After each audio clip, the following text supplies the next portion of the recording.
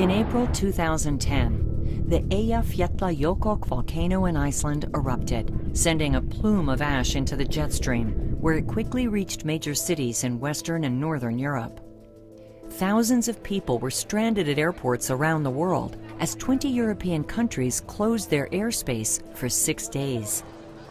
The economic impact was estimated at $5 billion.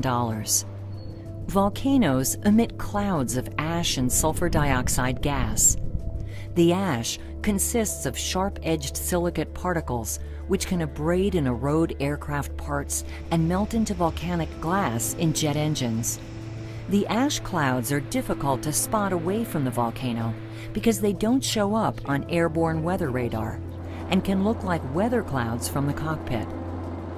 Although volcanic clouds are difficult to distinguish, the sulfur dioxide is detected by sensors on NASA's Aura, Aqua, and Sumi NPP satellites.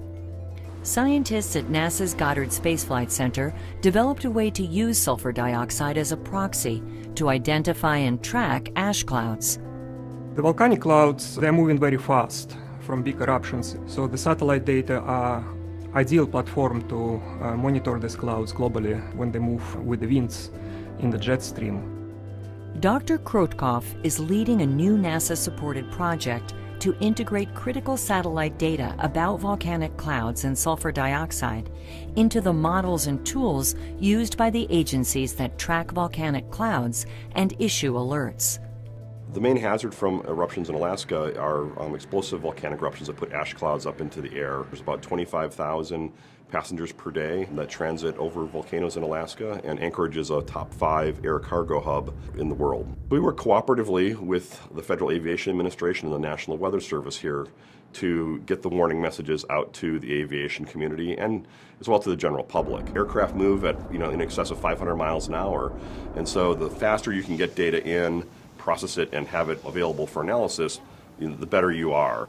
The new capability receiving OMPs here directly in Alaska is a great improvement. We're able to get the data just within tens of minutes after overpass. And there are many cases where by tracking the SO2, you're able to get a better picture of the full extent of the volcanic cloud. We're going to try to integrate those data products into our near real-time data viewing system, and then make that available to the National Weather Service in near real time. When we issue volcanic ash advisories, we're not always very clear on precisely where the ash is located. Instead of drawing a large polygon that describes where the hazard may be, this would allow us to fine-tune that and perhaps draw smaller areas. So the goal of all the agencies that respond to volcanic eruptions is to make sure that lives and property are protected. But just as importantly is to try to minimize the disruptions to the air traffic system. Other agencies using the NASA Volcanic Cloud Alerts include the NOAA Volcanic Ash Advisory Center in Washington, the European Support to Aviation Control Service at the Belgian Institute for Space Aeronomy, and the Finnish Meteorological Institute.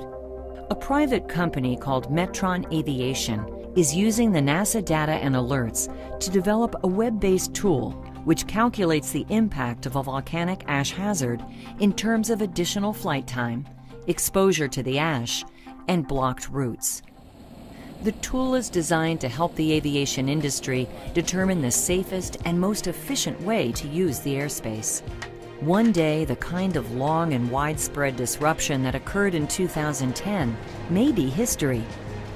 Near real-time data and alerts from NASA satellites will help keep planes and passengers safe and on their way.